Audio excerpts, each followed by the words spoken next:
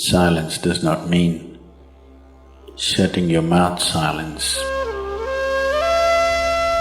What is being referred to as silence or nishabd? One cannot do this. One can become this. See if you can articulate the same things that you're saying with half the number of words. Suddenly you will become extremely conscious of everything.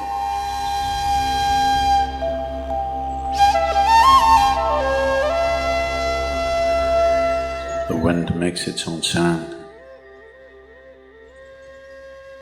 so does the water.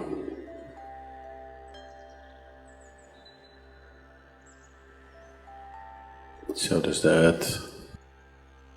In fact, so does the sky. All the celestial objects are making their own sounds.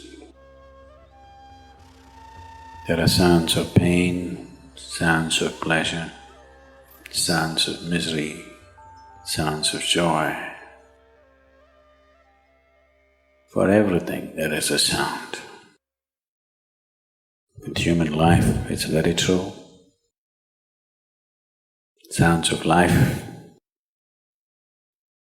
and there are sounds of death, and there are even sounds of silence.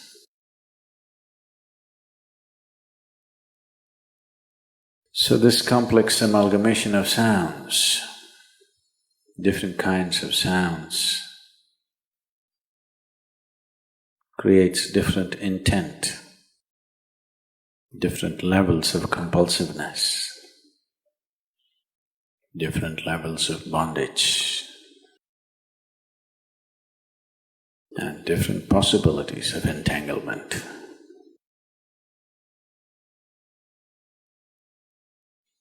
In all this,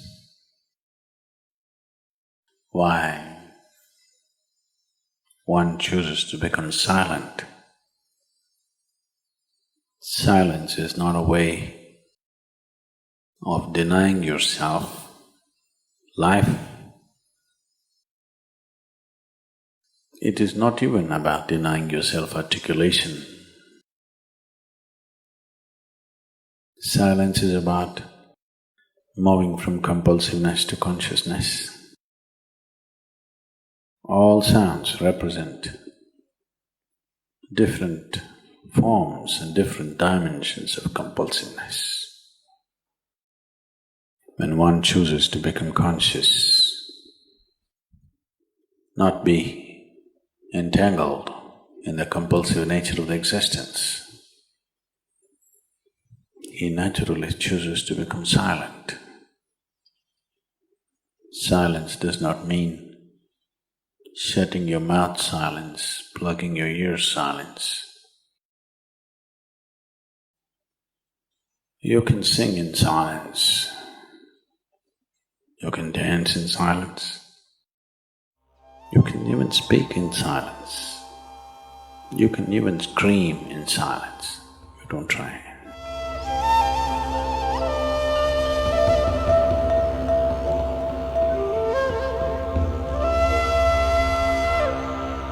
That does not mean when everybody is silent you scream. That is not screaming in silence.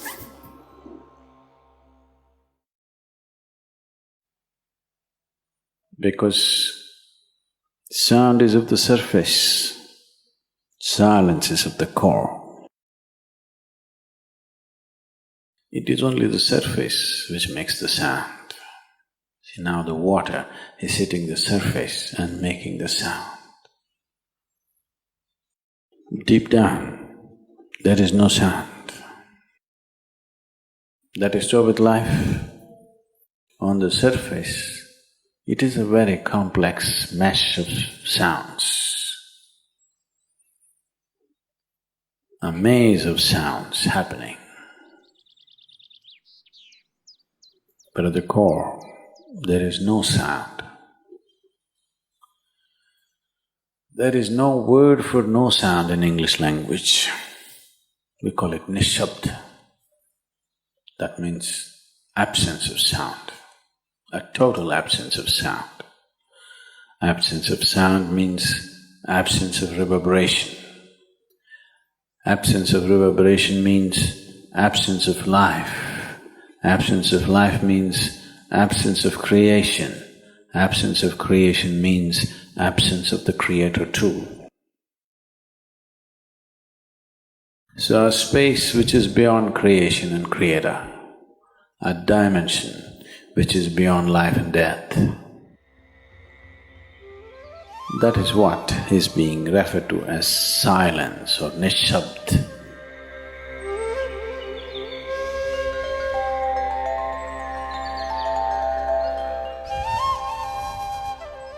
One cannot do this. One can become this. Commonly, there are two words employed to describe this. One is maun, that means you're practicing silence, you're not silent. You shut your mouth and you're remaining in maun. This is not nishabd. Maun means you're practicing silence. If you're practicing something, obviously you're not that. Are you life or are you practicing life? I'm asking you. Are you life or are you practicing life? Practicing life? No, your life. Maybe not very well practiced, but your life. Similarly, there is a difference between practicing silence and becoming silence. Practicing silence starts as a certain restriction, but slowly, as one practices silence, one can possibly become silent. One can become silent in intense activity, but nobody can keep up intense activity forever. Moments of intense activity are only moments, nobody can sustain it. You'll expend yourself. Only if you can achieve it in inactivity, it is sustainable. If something is possible only in intense activity, it is never sustainable. In a very intense and ecstatic moment of singing, somebody may become or taste a moment of silence. But how long can you keep it up? Your throat will tear. And your neighbors may kill you. Possible. So this possibility of coming to silence or becoming silent also means to become still, to become utterly still.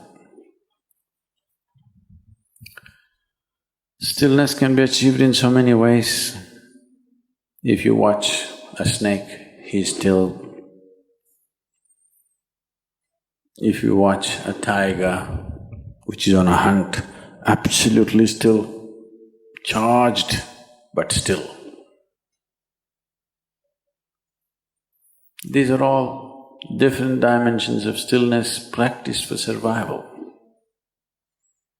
If a snake moves too often, he'll get killed. If a tiger does not know how to be still, he'll never get his food. These are all acts of survival. A human being, for survival, he has to be active. Only when his vision falls upon something which is beyond survival, then he will think of stillness.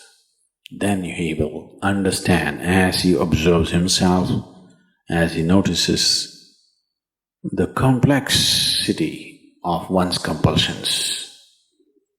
He understands the only way to solve it is to become still. to train this body, to train this mind, to become still.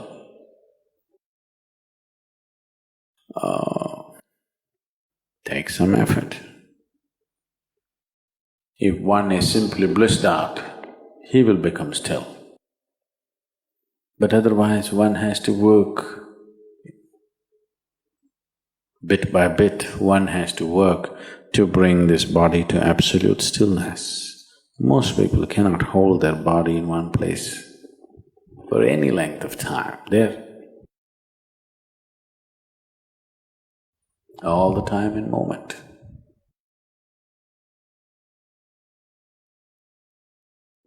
As it is said, a man is ill only because he does not know how to be still. Because in stillness, you're in touch with a dimension way beyond creation.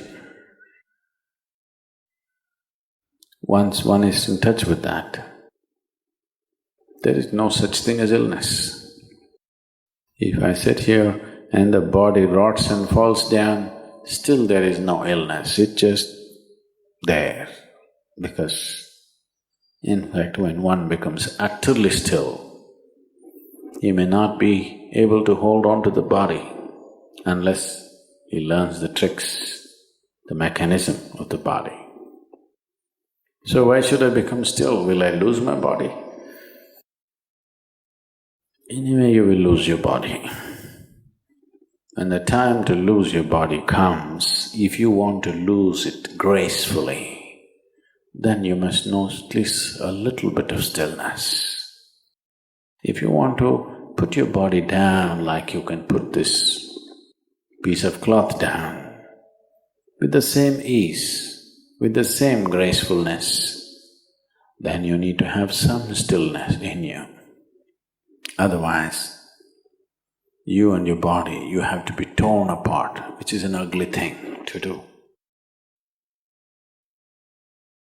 When you're being torn away from your body, it is an ugly and painful thing to do, unless you can keep it down. There's no grace in life. So if one has to attain to that grace, at least a certain amount of stillness has to enter your life. For this to happen, a certain level of silence has to enter your life. If right now, if it is not coming, at least practicing a little bit of Maun. In an hour, if you're speaking 1,573 words right now, how many more? How many words do you spit out in a minute? 1,573, you're actually doing that many? I thought that's impossible. Okay, I believe you. So whatever number you're doing, see if you can articulate the same things that you're saying with half the number of words. Suddenly you will become extremely conscious of everything. Right now, our oral diarrhea is happening. If you're doing 1573, it's diarrhea, okay. Now, if you have to hold back half the words and still say the same things, now you have to be very conscious, otherwise you cannot say it. Just try this and see. Tomorrow, one day.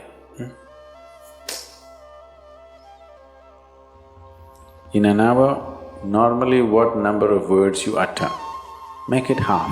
Don't curtail your activity, still say the same things.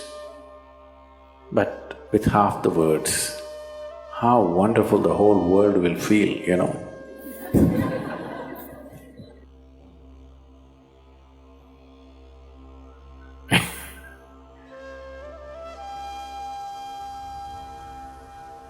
World will be a wonderful place, I'm telling you, tomorrow, if everybody does this.